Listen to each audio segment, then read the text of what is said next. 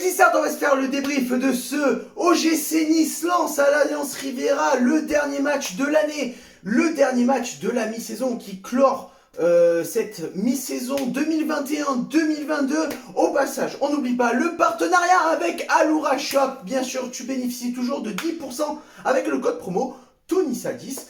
Bien sûr, pour Noël, ça fait plaisir. Alors, c'est sûr que si tu commandes ce soir ou demain, tu pourras peut-être pas avoir ton petit cadeau pour Noël, mais si jamais tu fêtes Noël en retard, n'oublie pas qu'avec Alura Shop, tu peux bénéficier de 10%.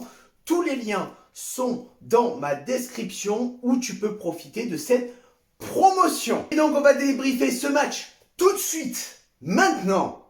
Ce match de OGC Nice face à Lens.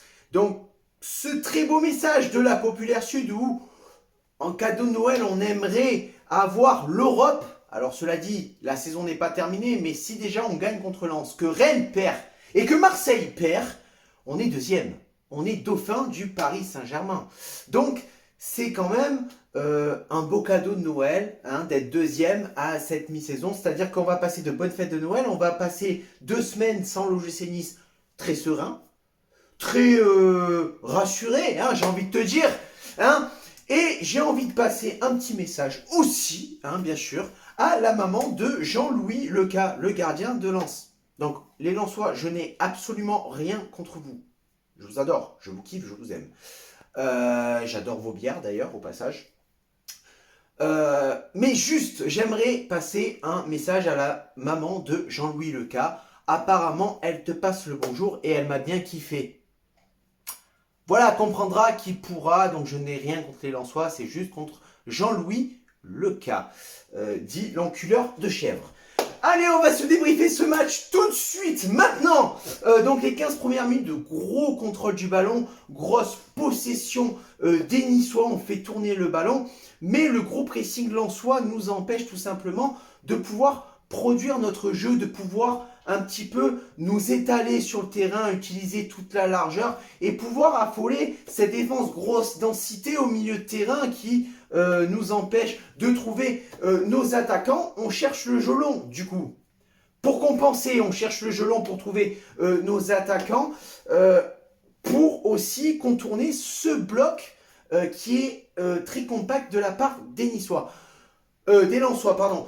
Du coup, ça manque de vitesse, ça manque d'impulsion vers l'attaque, ça manque beaucoup de rythme dans ces 15 premières minutes. Beaucoup de monde au milieu, je l'ai dit, grosse densité dans ce milieu de terrain, les lignes sont très resserrées et du coup, le milieu de terrain n'arrive pas à alimenter nos attaquants. C'est le problème dans ce match face à Lens. Il faut tenter beaucoup plus sur les ailes, bien évidemment, pour étirer un petit peu ce bloc défensif lensois qui est très compact.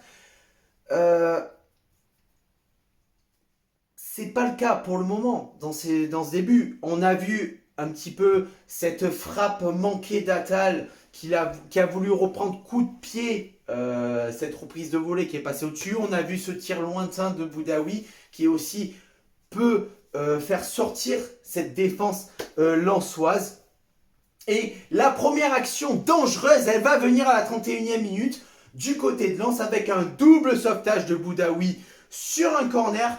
Mais le danger va vraiment venir derrière, c'est-à-dire avec un mauvais dégagement de Melvin Bard. Le ballon va passer ensuite entre les jambes de Walter Benitez sur une frappe de Kalimundo. Benitez va tout faire pour la sortir et c'est l'ouverture du score pour le Racing Club de Lens, 1-0. Voilà, au final, c'est pas immérité pour les Lensois parce qu'ils sont vachement réalistes. Et à force de nous, de notre côté, sur le but lensois, de s'endormir, de faire tourner le ballon, de ne pas apporter de vitesse, de créativité, de casser les lignes avec une passe qui pourrait un petit peu engendrer cette folie, aucune individualité. Ce but lensois, pour moi, est mérité. Et en fait, ce n'est que la conclusion d'un match, d'une première mi-temps plutôt médiocre, à l'image de toute cette saison où on fait tourner le ballon, mais il n'y a rien derrière.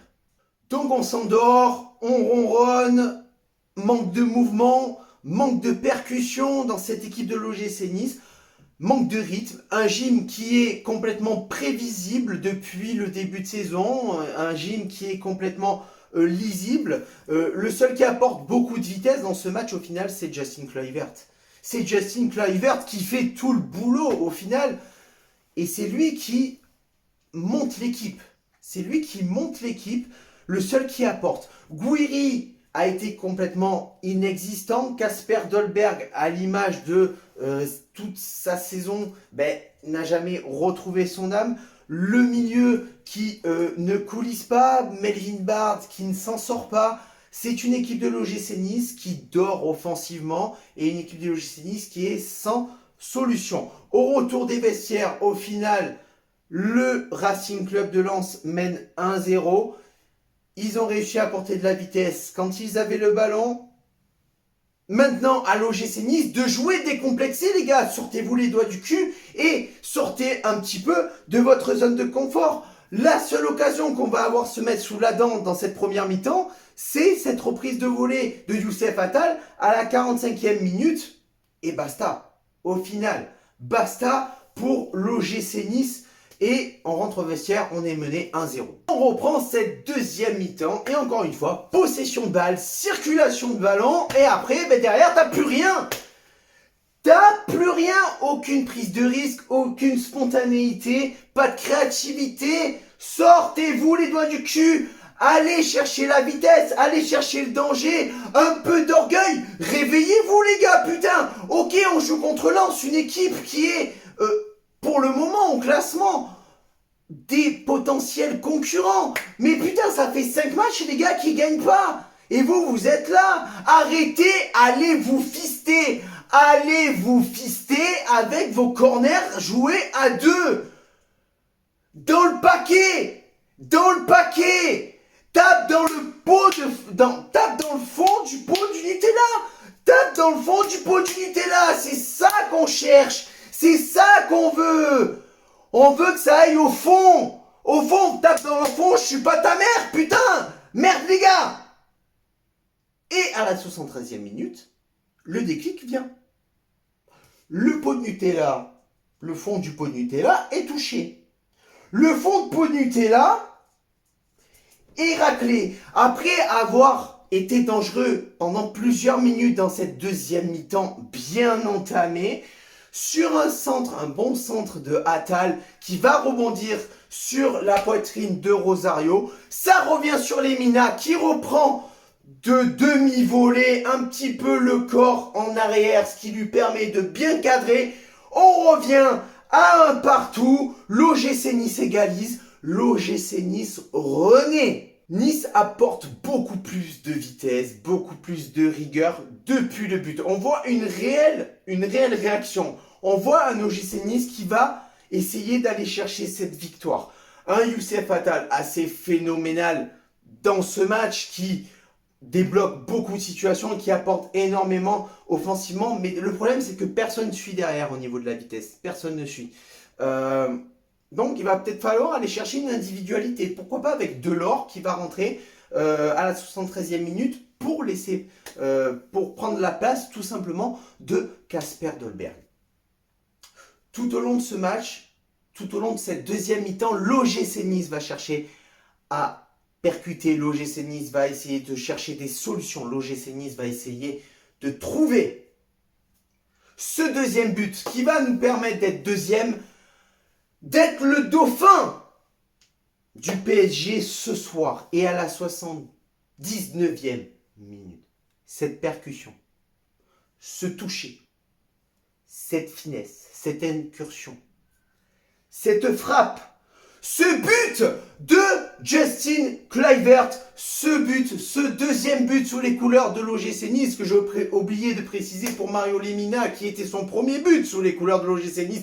Justin Kluivert qui met le deuxième but sous les couleurs de l'OGC Nice, c'est totalement mérité, autant individuellement pour le joueur qui a fait un énorme travail tout au long du match, mais autant collectivement sur sa deuxième mi-temps, vu que l'OGC Nice a fourni les efforts, l'OGC Nice a poussé, l'OGC Nice a cherché à aller marquer ce deuxième but. Je n'ai plus de voix, je n'ai plus de souffle, mais c'est la fin de cette mi-saison, l'OGC Nice finit en beauté. L'OGC Nice a continué son travail poussif. L'OGC Nice a continué à être combatif et à porter toute son énergie vers l'avant.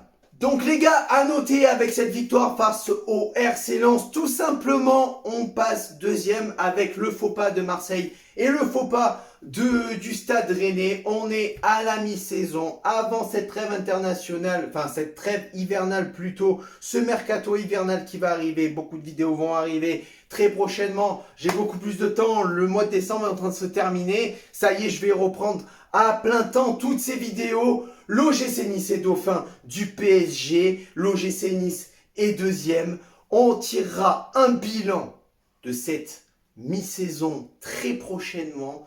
L'OGC Nice a obtenu une très belle victoire face à une équipe de Lens très accrocheuse. Une équipe qui a joué son va-tout. Une équipe qui a été solidaire. Une équipe qui a été combative. Une équipe qui n'a rien lâché jusqu'à la fin du match. L'OGC Nice finit très bien son année, finit très bien sa mi-saison. On se retrouve très prochainement les gars pour un bilan de mi-saison avant la fin de l'année sur ce Ciao Viva la Bayetta et Issa Nissa.